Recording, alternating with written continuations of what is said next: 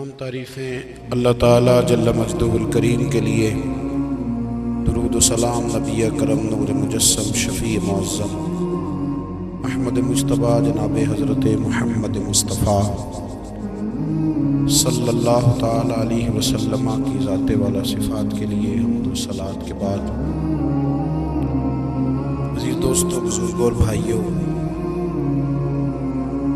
इंसान खाए पिए सोए जागे तो उसके जिस्म की ज़रूरियात पूरी होती हैं, लेकिन जब वो अल्लाह का ज़िक्र करता है, नमाज पढ़ता है, दुआ मांगता है, इस्तिग़फ़ार पढ़ता है, दुरूद व सलाम के गजरे पेश करता है, तो फिर उसकी रूहानी ज़रूरियात पूरी होती हैं। आज जिस ज़माने में हम वक्त गुजार रहे हैं, लोगों की जिस्मानी ज़रूरियात पूरी करने के लिए, ग़िज़ाई ज़रूरियात पूरी करने के लिए बहुत सारे बंदोबस्त किए जा रहे हैं, लेकिन जितना लोग अपनी ज़ाहिरी ज़रूरियात में खुद कफ़ील होते जा रहे हैं, उतना ही ज़्यादा वो रूहानी तौर पर कमज़ोर होते जा रहे हैं। घंटों बैठकर गपशप करने वाले लोगों के लिए थोड़ी देर भी ज़िक्र इलाही करना मुश्किल होता है। लंबी चौड़ी बातें करने वाले, लंबे चौड़े दलाइल देने वाले लोग और समझदार लोग, सियाने लोग इबादत के मामले में सुस्ती करते हैं, अमल के मसले में कमज़ोर हो जाते हैं।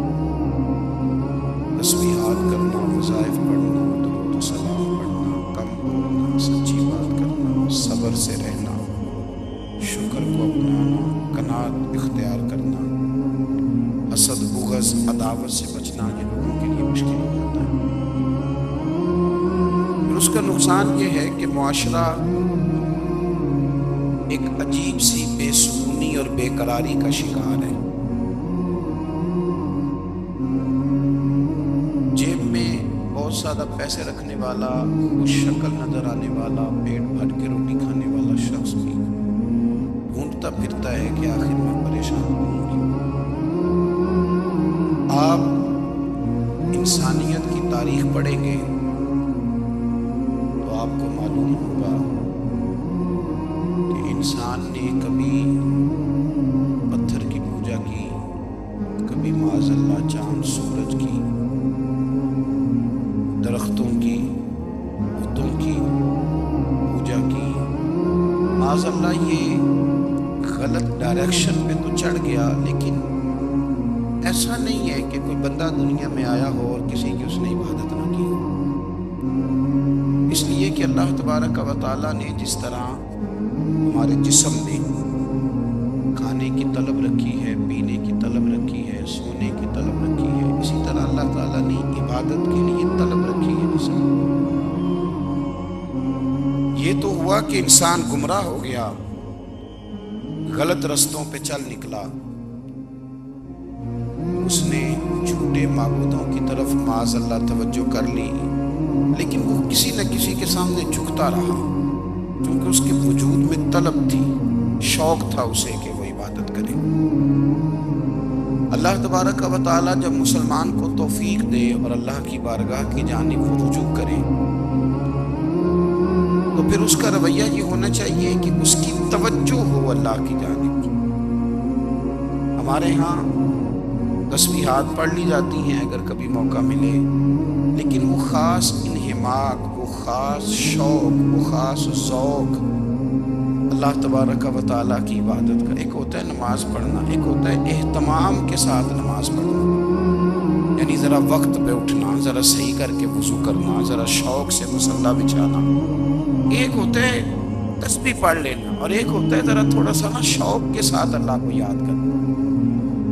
आप कभी जो मैंने आय करीमा पढ़ी, इसकी आप शान नुज़ूल देखें। नबी करीम सल्लल्लाहु ताला अलैहि वसल्लम के ना कुछ सहाबा अल्लाह की मोहब्बत के शौक़ में हुजूर की बारगाह में हाजिर हुए। उन्होंने आके अर्ज़ पता क्या किया,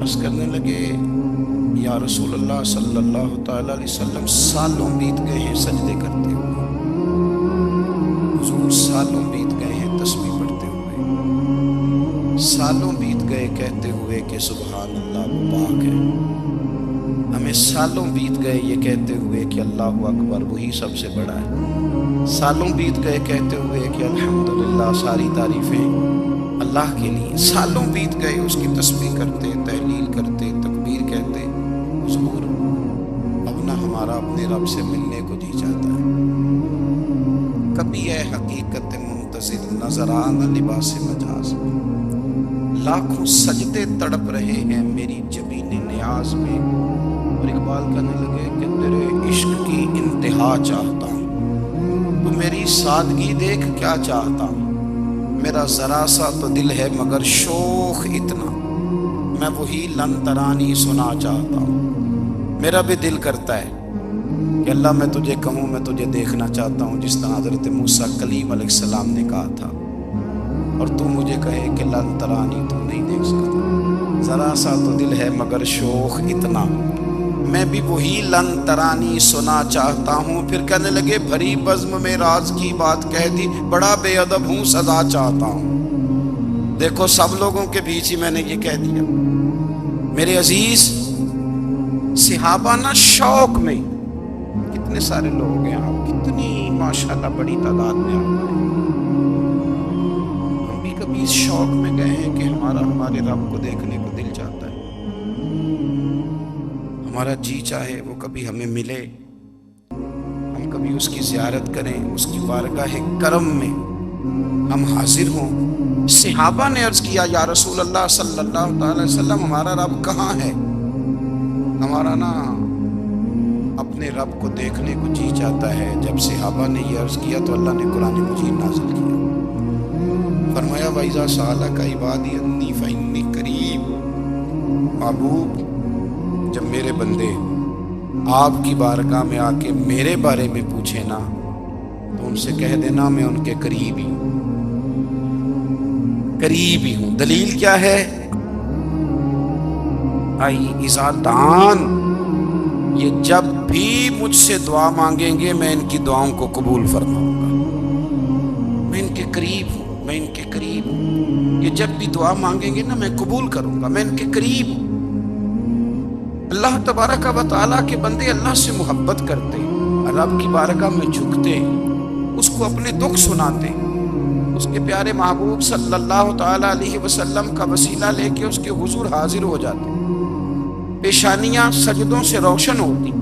ہم نا ہر چیز کے لیے وقت نکالتے ہیں، ہر چیز کے لیے، لیکن عبادت کے لیے وقت نہیں نکالتے۔ ہر شے آباد ہے، ہر شے، ہماری فیس بک بھی آباد ہے، واٹس ایپ بھی آباد ہے، ہمارے ٹویٹر بھی آباد ہیں، ہماری ہر چیز آباد ہے، سب سے کم آباد ہمارا مصلی رہ گیا، سب سے کم۔ وہ لوگ اب ڈھونڈنے سے ملتے ہیں جن کی بغل میں مصلی ہوتا تھا۔ میرے بھائی آپ کتنا کو دنیا کے پیچھے بھاگو گے تھکا دے گی، کتنا دولت کے پیچھے بھاگو گے تھکا دے گی۔ آپ جب اپنی زندگی میں جمع تفریق کرو گے نا تو مرتے وقت احساس ہوگا کہ سارا کچھ تو لوگوں کے لیے کیا، اپنے لیے تو کر ہی کچھ نہیں سکے۔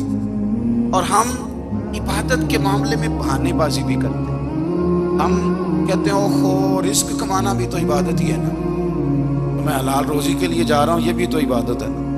میری طرح کے لوگ کہہ دیتے ہیں کہ میں سویرے اٹھ کے مدرسے میں کچھ اسباق دیکھتا ہوں تو یہ بھی تو عبادت ہے، میں بیان کرنے کے لیے مطالعہ کرتا ہوں تو یہ بھی تو عبادت ہے نا، اتنے لمبے سفر کر کے ملک میں دنیا میں گھومتا ہوں تو یہ بھی تو میں عبادت ہی کر رہا ہوں۔ اب اسپیشل نفلوں کے لیے وقت کس نہ نکلے، اسپیشل کر کے تسبیح میں کیسے چلاؤں، میں سارا کچھ، ہم بہانے بنا لیتے ہیں نا۔ میرا سوال یہ ہے کہ یہ ساری باتیں صحابہ کو، نبی کریم کو، دیگر لوگوں کو بھی تو پتہ تھی نا، لیکن آپ غور تو کریں 23 سال حضور کو وقت ملا، مختصر وقت ظاہراً تبلیغ کرنے کے لیے، پوری دنیا میں دین بھی پھیلانا ہے۔ گھر میں 11 ازواج ہیں، 4 بیٹیاں ہیں، ان کی اولادیں، سارے کام کاج بھی دیکھنے ہیں، لیکن سیدہ طیبہ طاہرہ حضرت عائشہ صدیقہ رضی اللہ تعالیٰ عنہ فرماتی ہیں سارا دن تبلیغ کرتے، ہر غلام کے دکھ سنتے، گھر میں آتے تو اپنے گھر والوں کا خیال کرتے، کام میں ہمارا ہاتھ بٹاتے۔ قربان جاؤں، کہتی ہیں زمانہ سارا سو جاتا لیکن آمنہ کے لال مصلی بچھا لیتے۔ دنیا سو گئی، ساری سب سو گئے، جو خدام تھے، وہ جو غلام تھے، وہ سو گئے۔ صحیح مسلم میں لفظ ملیں گے، سیدہ پاک فرماتی ہیں او میرے نبی کے غلاموں، میں نے یہ رنگ بھی دیکھا ہے کہ حضور نے اتنا کھڑے رہے، اتنا قیام کیا، اتنا قیام کیا کہ مقدس پیروں میں ورم آ گئے، سوج گئے پیر۔ اتنے بڑے دل پہ ہاتھ رکھ کے نہیں بتا سکتا کہ میرے کبھی نماز میں پیر سوج گئے، کوئی نہیں بتا سکتا۔ بچوں کی روٹی کماتے تھک گئے، بات الگ ہے، ہم سیر کرنے گئے تو تھک گئے، بات الگ ہے، لیکن عبادت میں یہ بھی تو مسلم شریف ہے نا، یہ بھی تو دین ہے نا، یہ بھی تو حضور کی سنت ہے، یہ بھی تو وہ چیز ہے جو کریم کی آنکھوں کی ٹھنڈک ہے۔ سیدہ فرماتی ہے پیروں میں ورم آ گئے، ساری رات ہی حضور نے نماز پڑھی اور ایک ہی آیت بار بار دہرائی۔ مسجد نبوی میں بلال حبشی نے فجر کی اذان دے دی، حضور ابھی مصلی پہ تھے، کریم فارغ ہوئے۔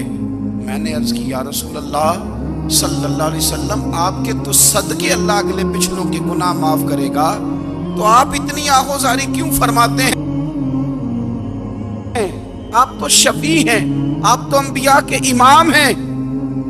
حضور نے فرمایا عائشہ تم نے گنوایا ہے نا میرے اللہ کی مجھ پر کتنی رحمت ہے، افلا اکون عبدا شکورا، فرمایا اگر اس نے اتنی نعمتیں دی ہیں تو کیا میں اس کا شکر گزار بندہ نہ بنوں؟ میں شکر گزار بندہ نہ بنوں اس کا؟ پھر اگر اتنی نعمتیں اس نے دی ہیں، مجھے اتنا نوازا ہے، تو پھر میں اس کے سامنے سجدے نہ کروں؟ او میرے بھائی، بڑے قابل فخر لوگ ہیں ہم کہ ہم نبی پاک کے غلام ہیں، ہم قابل فخر ہیں کہ نبی کریم کے غلام ہیں۔ کیا کبھی اس غلامی کے شکرانے میں بھی 2 نفل پڑھے ہیں؟ یا اللہ تیرا شکر ہے تو نے ہمیں حضور کا غلام بنایا ہے۔ یاد رکھیں کہ اپنی روحانی زندگی کو آباد کریں، استغفار پڑھیں، تسبیحات کریں۔ حضرت عبداللہ ابن عمر رضی اللہ تعالیٰ عنہ، حضرت عمر کے صاحبزادے، مکہ مکرمہ میں ان کی قبر ہے۔ میں نے جب انہیں پڑھا تو مجھے ان سے بڑا پیار ہو گیا، لیکن آپ کو پتہ ہے وہاں جا کے کسی شخص کا مزار تلاش کرنا یا پوچھنا ایک مشکل کام ہوتا ہے۔ ایک دفعہ میں مکہ شریف میں حاضر تھا، ایک گاڑی والا ڈرائیور مجھے کہنے لگا کہ مولانا میں آپ کو جانتا ہوں، مجھے آپ سے محبت ہے، ایک بات بتاؤں آپ کو؟ میں نے کہا بتاؤ۔ کہنے لگے حضرت عبداللہ ابن عمر کی قبر دیکھنی ہے۔ میں نے کہا یہ تو نہیں کہہ رہا، یہ کسی نے بندوبست کرایا ہے، یہ اللہ نے تیرے دل میں بات ڈالی ہے، یہ ہو گیا تو لے چل مجھے۔ حضرت عبداللہ ابن عمر کو نبی پاک نے فرمایا تھا راجل صالح، یہ نیک بندہ ہے، یہ متقی آدمی۔ حضرت عبداللہ ابن عمر رضی اللہ تعالیٰ عنہ سیدنا فاروق اعظم رضی اللہ تعالیٰ عنہ کے صاحبزادے ہیں، اور ان کی ہمشیرہ سیدہ حفصہ رضی اللہ تعالیٰ عنہ حضور کی زوجہ محترمہ۔ ایک دن اپنی ہمشیرہ سے کہنے لگے کہ نبی کریم صلی اللہ تعالیٰ علیہ وسلم گھر میں آئے نا، اور اگر حضور غم امت میں پریشان نہ ہوں، طبیعت کو حشاش بشاش دیکھو، تو ذرا پوچھنا تو صحیح حضور کا میرے بارے میں کیا خیال ہے، پوچھنا تو صحیح کہ کریم کی بارگاہ میں میرا کیا مقام ہے، میرے بارے میں حضور کیا فرماتے ہیں۔ اب بہن کو کام بتائے اور بتائے بھی بھائی، کوئی بہن وہ کام نہ کرے، یہ تاریخ میں ہوتا نہیں۔ حضرت عمر فاروق رضی اللہ تعالیٰ عنہ کی صاحبزادی ام المومنین رضی اللہ تعالیٰ عنہ فرماتی ہیں کہ میں تو بس منتظر تھی، انہوں نے تو کہا تھا نا کہ اگر تم حشاش بشاش دیکھو تو بات کرنا، لیکن حضور تشریف لائے، میری باری تھی، میرے گھر تشریف لائے، کھانا پیش کیا تو فوراً میں نے عرض کی حضور ایک بات پوچھنی تھی۔ حضور نے فرمایا پوچھئے۔ میں نے عرض کی حضور میرے بھائی عبداللہ ابن عمر کے بارے میں آپ کا کیا خیال ہے؟ نوجوانوں میری بات پہ غور کرنا، میرے بھائی کے بارے میں آپ کا کیا خیال ہے؟ نبی کریم صلی اللہ تعالیٰ علیہ وآلہ وسلم نے میری طرف دیکھا اور پھر حضور زیر لب تھوڑا مسکرائے، اور بریلی کے امام کہتے ہیں کہ حضور مسکرا دیتے تھے نا تو جو بڑا دکھی ہوتا تھا وہ بھی ہنس پڑتا تھا۔ اب سوال پیدا ہوتا تھا کہ پھر تو اس مسکراہٹ کے لیے انتظار کرنا پڑتا ہوگا کئی کئی مہینے کہ حضور مسکرائیں تو رونے والے ہنسیں، تو اعلیٰ حضرت فرماتے ہیں نہیں، انتظار نہیں کرنا پڑتا، یہ مسکراتے رہنا تو حضور کی عادت ہے۔ جس کی تسکین سے روتے ہوئے ہنس پڑے، اس تبسم کی عادت پہ لاکھوں سلام۔ یعنی یہ تو عادت ہے حضور کی مسکراتے رہنا، اس کے لیے انتظار نہیں کرنا پڑتا۔ بھائیو آپ خیال رکھیں گے، غور کریں گے، حضرت عبداللہ ابن عمر رضی اللہ تعالیٰ عنہ کے بارے میں پوچھا، سیدہ فرماتی ہیں کہ نبی کریم صلی اللہ تعالیٰ علیہ وسلم نے زیر لب مسکرائے اور فرمایا حفصہ تیرا بھائی ہے تو اچھا، لیکن میں نے سنا ہے کہ عشاء کی نماز پڑھتا ہے تو فجر تک سویا ہی رہتا ہے۔ او نوجوانوں، 10 بجے تک سونے کی بات نہیں ہوئی، 9 بجے تک سونے کی بات نہیں ہوئی، 11 بجے اٹھنے کی بات نہیں۔ حضور فرمانے لگے میں نے سنا ہے کہ عشاء کی نماز پڑھ کے سو جاتا ہے اور فجر تک سویا ہی رہتا ہے، اسے چاہیے کہ تہجد کے وقت اٹھا کرے، اللہ کی بارگاہ میں حاضر ہوا کرے، آہوزاری کرے، سجدے کرے، عبادت کرے، اٹھتا ہے اور فجر میں جا کے اٹھتا ہے۔ حضرت جناب حفصہ رضی اللہ تعالیٰ عنہ کہتی ہے میں نے جناب عبداللہ ابن عمر کو پیغام دیا اور میں نے کہا میرے جوان بھائی سن، نبی پاک نے فرمایا ہے تو اچھا پر تہجد میں نہیں اٹھتا، نفل نہیں پڑھتا۔ او میری ملت کے جوانوں، مزہ نہیں آ جاتا جب ساری دنیا سوئی ہو، ساری دنیا، اور بستر بھی گرم ہو اور نیند بھی پورا غلبہ کر رہی ہو، اور اچانک گھنٹی بجے دماغ میں، آنکھ کھلے، گھڑی پہ نظر پڑے، 3:30 4 بجے کا پیغام گھڑی بتائے، اور کوئی چڑھتی جوانی والا اٹھ کے وضو کرے، اور جب وہ مصلی کھول کے بچھائے تو مدینے والے محبوب کہتے ہیں کہ ہر نماز پہ رب ثواب دیتا ہے، اور جو اٹھ کے تہجد کی نماز پڑھے اسے دیکھ کے تو رب مسکراتا ہے، جو اس کی شان کے لائق ہے، جو اس کی شان کے لائق، وہ مسکراتا ہے، خوش ہوتا ہے کہ میرا بندہ تہجد میں اٹھ گیا، وہ مسکراتا ہے۔ کاش ہماری صبح کبھی اپنے مالک کے نام ہو، کاش کے صبح حضرت ابو الحسن رحمۃ اللہ تعالیٰ علیہ، حضرت معاذ ابن جبل رضی اللہ تعالیٰ عنہ کے پاس بیٹھا کرتے تھے، فرماتے ہیں ان سے جو پیار بڑھا تو پھر میرا مصلی سے بھی بڑھ گیا۔ تابعی ہیں، فرماتے ہیں صحابی رسول سے محبت ہوئی تو ذکر سے بھی ہو گئی، پھر درود شریف سے بھی ہو گئی، محبت ان سے بڑھی تو پھر اللہ نے مسجد کا پیار بھی بڑھا دیا۔ آپ فرماتے ہیں کہ میری ہر وقت طبیعت چاہتی تھی کہ بس اللہ اللہ کروں، بس اللہ اللہ کروں، بس نہ میں ذرا تھوڑی جان چھڑاؤں لوگوں سے، کو 10 منٹ ملے تو میں کچھ 4 نفل پڑھ لوں، میں تھوڑا سا نہ بچوں لوگوں سے، اور مجھے تسبیح ملے تو میں نہ کچھ 400-500 دفعہ استغفار پڑھوں، سبحان اللہ، الحمدللہ، اللہ اکبر، لا حول ولا قوت الا باللہ، میں نہ تسبیحات پڑھوں۔ فرماتے ہیں کہ بچے تھے گھر میں 6-7، غربت تھی، کام ملتا کوئی نہیں تھا، اور میں کام چور نہیں تھا، کام ڈھونڈتا تھا، پر اللہ کی قدرت کے کام نہیں ملتا تھا۔ فرماتے ہیں کہ میں نے ایک دن اپنی اہلیہ سے کہا کہ آج میں پھر جاتا ہوں کام ڈھونڈنے، تو میری بیوی بڑی فرما بردار تھی، پر اس دن نہ غربت کے ہاتھوں تنگ آ کے کہنے لگی آج نانا کوئی تو چیز لے کے آیا، تو مجھ سے بچوں کی بھوک نہیں دیکھی جاتی، سب روگاں دا روگ محمد جس دا نام غریبی، کنڈ بلا کے لنگ جاندے نہیں دوست یار غریبی، آج نہ کچھ لے کے آیا تو میں بچے لے کے میکے چلی جاؤں گی۔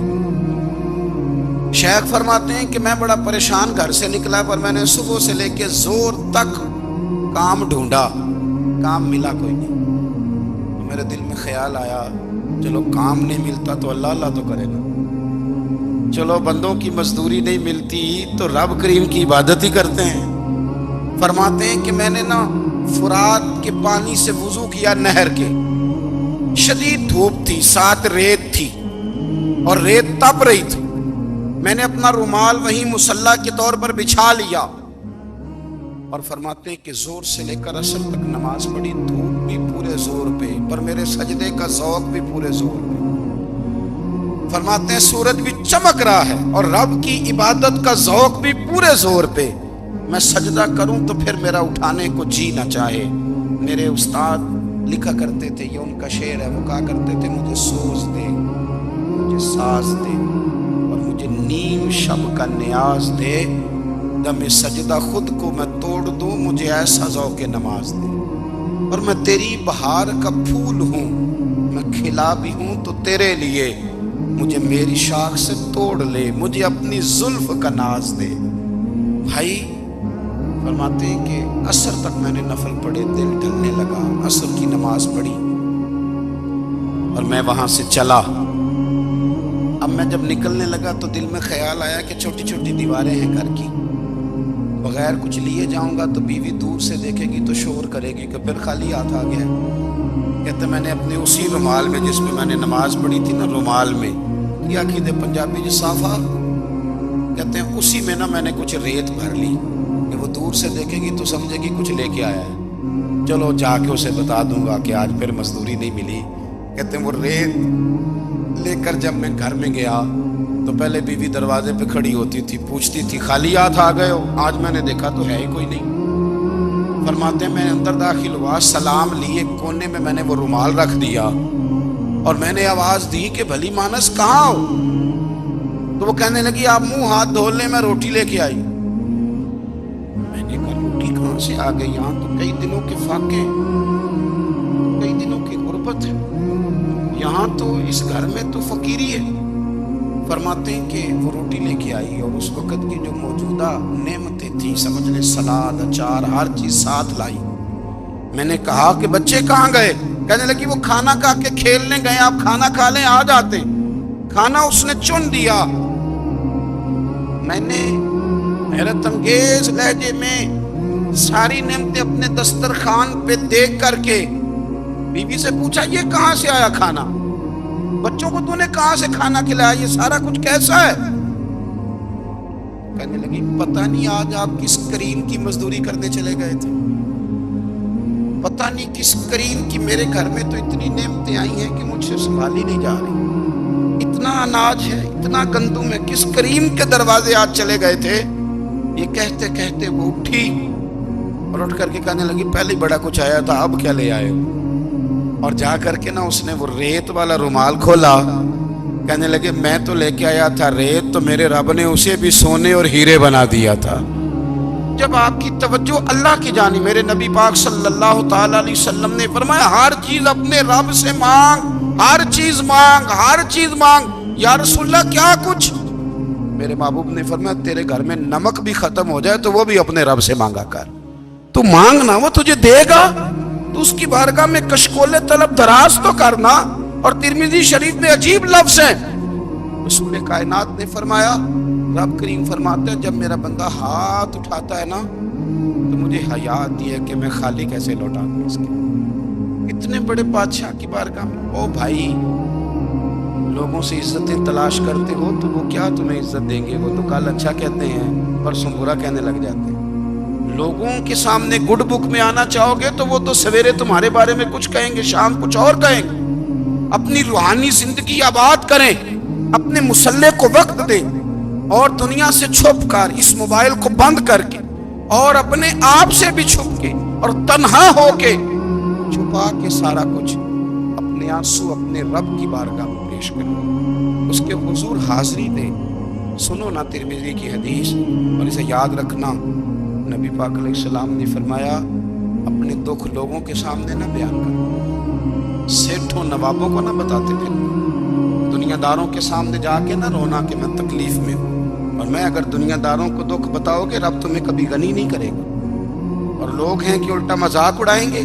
آپ کی جس سے بڑی پکی یاری ہے نا، پکی، وہ تب تک پکی ہے جب تک آپ نے 50,000 مانگا نہیں، اور جس وقت آپ نے کہہ دیا کہ میں مجبور ہوں میری مدد کر تو پھر ختم ہو گئی دوستی۔ لوگوں کی تعلقات آپ کے ساتھ تب تک ہیں جب تک آپ ان سے کوئی ضرورت وابستہ نہیں کرتے۔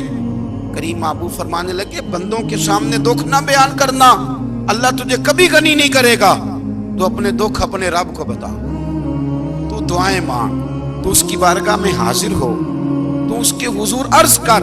فرمایا اپنے دکھ اپنے رب کو بتا، وہ جلدی کرے یا دیر سے کرے تجھے ساری دنیا سے بے نیاز کر دے گا۔ تجھے کسی کا محتاج نہیں رہنے دے گا۔ اپنے مسلح کو، اپنی دعاؤں کو، ایک بزرگ فرماتے ہیں میں نے دعا مانگنے کا طریقہ اپنی بیوی سے سیکھا۔ دعا مانگنے کا طریقہ اپنی، سیکھنے والے تو اپنے بچوں سے بھی سیکھ لیتے ہیں، سیکھنے والے تو ہر ایک سے سیکھتے ہیں۔ وہ کہتے ہیں میں نے دعا مانگنے کا سلیقہ اپنی بیوی سے سیکھا ہے۔ حضرت وہ کس طرح؟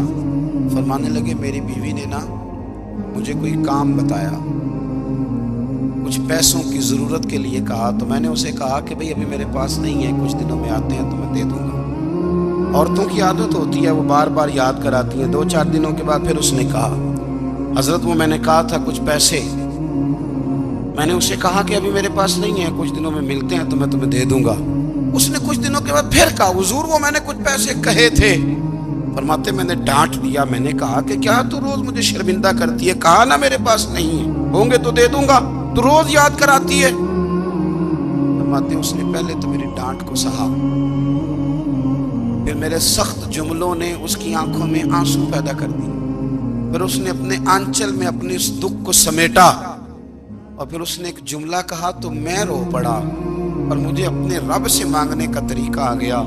مجھے کہنے لگی حضرت جی آپ نے ڈانٹ دیا، میں نے سہ لیا، پر آپ بھی میرے شوہر ہیں، بتائیں نا آپ سے نہ کہوں تو میں کس سے جا کے کہوں۔ فرماتے ہیں میں رو پڑا، اور میں کھل کے رویا، اور میں تڑپ کے رویا، اور پھر میری سسکیاں بند گئیں۔ تو مجھے کہنے لگی آپ کو کیا ہوا؟ میں نے کہا مجھے بھی دعا مانگنی آ گئی ہے، جب میں اسے کہوں گا نا اللہ تو ہی میرا رب ہے، میں تجھ سے نہ کہوں تو میں کس سے جا کے کہوں؟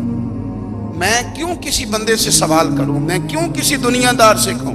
میں تیرے بندوں کا، نیک بندوں کا وسیلہ لے کے، تیرے محبوب کی غلامی لے کے تیری بارگاہ میں آیا، تجھ سے نہ مانگوں تو کس سے مانگوں؟ سمجھ آ گئی ہے جب میں اس رنگ میں مانگوں گا تو میرا رب میرے اوپر بڑا ہی فضل فرمائے گا، وہ میرے اوپر بڑی رحمت کرے گا، وہ میرے لیے آسانیاں کرے گا۔ عزیز دوستو ہم اس طرح کرنے لگ گئے ہیں کہ ہم نے نا اپنے تعلقات پر اعتماد کرنا شروع کر دیا۔ میرے تعلقات بہت ہیں، ہم نے اپنی دولت پر اعتماد کرنا شروع کر دیا، میرے پاس دولت بہت ہے، ہم نے اپنے علم پر، اپنی شہرت پر اعتماد کرنا شروع کر دیا ہے کہ میرے پاس فلاں چیز بہت ہے۔ یاد رکھنا جب بے نیاز اپنی صفت بے نیازی دکھاتا ہے بڑی بڑی دولتوں والے مجبور نظر آتے ہیں۔ بھائیو جب انسان کا رشتہ اپنے مالک کے ساتھ ہوتا ہے پھر تو غم بھی کچھ نہیں کہتے، پریشانیاں بھی کچھ نہیں کہتی، پھر تو زندگی صبر والی، پھر تو زندگی توکل والی، پھر تو زندگی بھروسے والی، پھر انسان اپنے آپ کو رسوا نہیں کرتا، دنیا داروں سے امیدیں اس کی ختم ہو جاتی، امیدیں اللہ رسول سے لگا لیتا، مضبوط ہو جاتا ہے، مضبوط، طاقتور ہو جاتا ہے، خوددار ہو جاتا ہے، باوقار باعزت ہو جاتا ہے۔ حضرت بہلول دانا رحمت اللہ علیہ بیٹھے تھے تو ہارون رشید حج کر کے آ رہا تھا،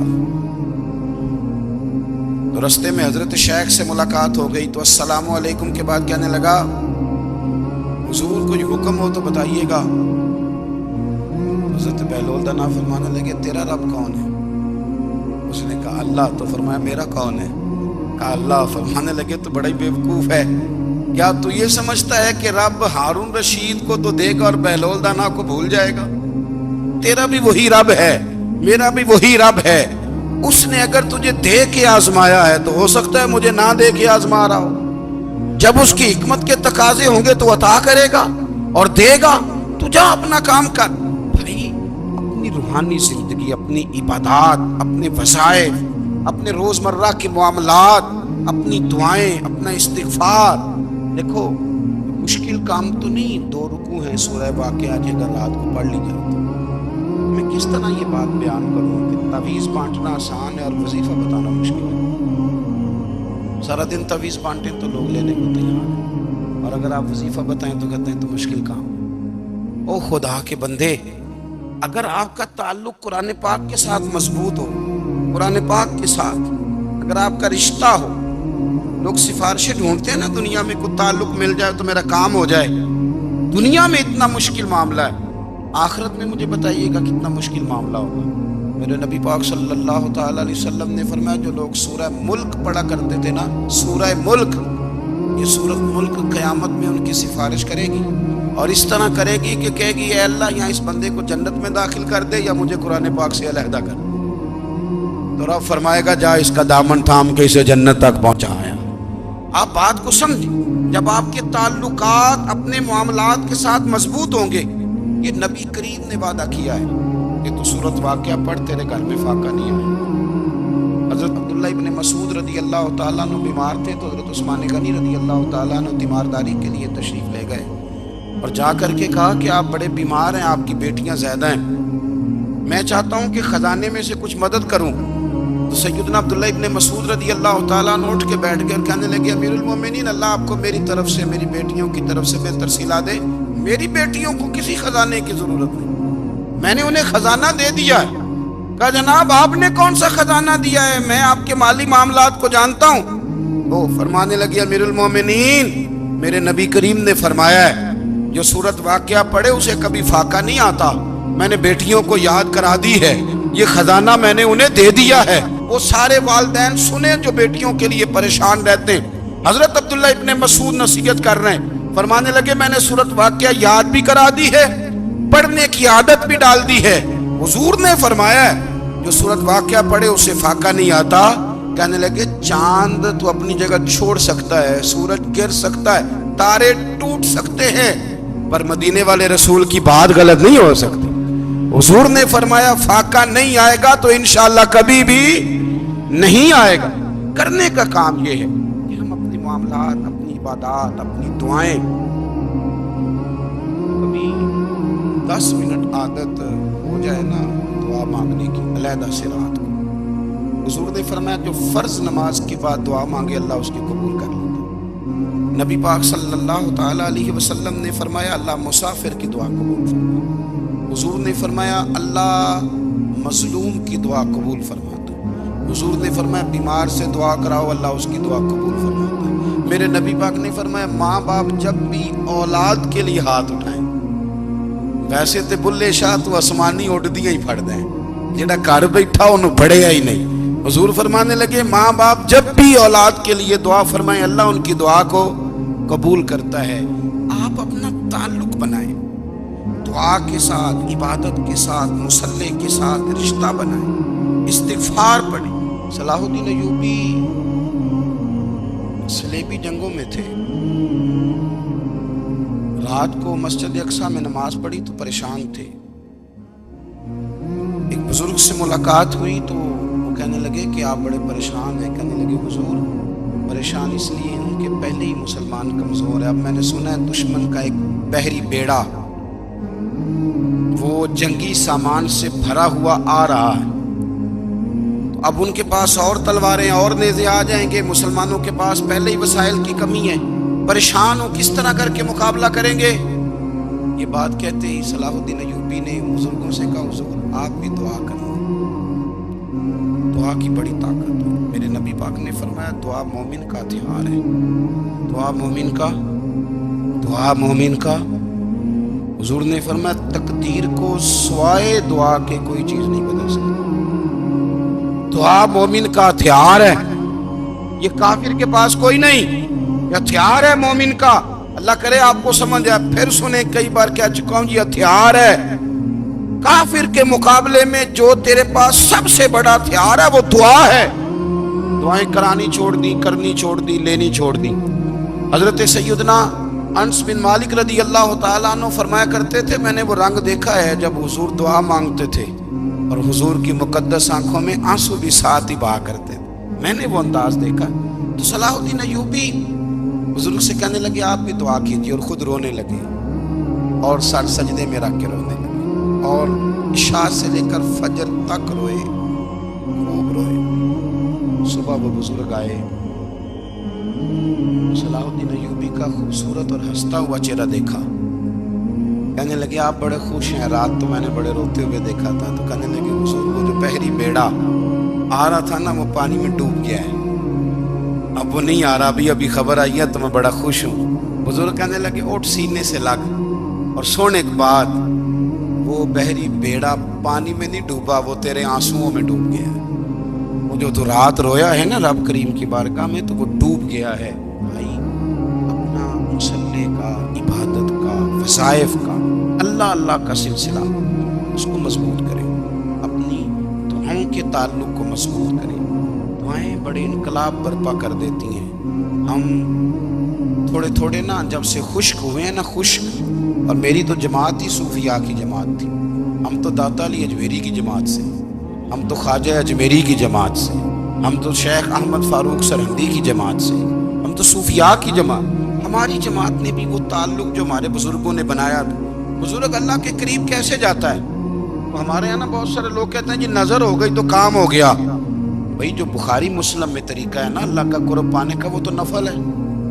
نبی کریم علیہ الصلوۃ والسلام نے فرمایا بندہ نفلوں کے ذریعے رب کے قریب جاتا ہے، اور اتنا قریب جاتا ہے کہ پھر اللہ اس کی زبان بن جاتا ہے، اللہ اس کی آنکھیں بن جاتا ہے، کان بن جاتا ہے، ہاتھ اور پیر بن جاتا ہے۔ تو یہ تو عبادت ہے، یہ تو اللہ کی بارگاہ کی حاضری ہے جو آپ کو اللہ کے قریب کرے گی۔ تو اپنے نماز کو اہمیت دے کے ادا کریں، نمازیں موبائل بند کر کے ادا کریں۔ لیکن نا کچھ لوگ کہتے ہیں مجھے ٹائم نہیں ملتا نماز کا، تو میں کہتا ہوں یہ آپ نے بڑی جرت کی بات کی ہے۔ مجھے کوئی میرا پیر بھائی کہہ دے نا میرے پاس ٹائم نہیں آپ کو ملنے کا، تو میں کہتا ہوں آج کے بعد آنا ہی نہ۔ تو کیا سمجھتا ہے تو بڑا آدمی ہے، تیرے پاس ٹائم نہیں ہے اور ہمیں ملنے کا ٹائم؟ موج کر، آپ نے اللہ رسول کو کہہ دیا ٹائم نہیں۔ اور عجیب فلسفہ ہے نا، کہا جائے نماز پڑھنے آؤ تو کہتے ہیں کپڑے ٹھیک نہیں، اور کہا جائے کہ آؤ ذرا دعوت پہ چلیں تو کہتے ہیں 1 منٹ ٹھہر میں کپڑے بدل کے آیا۔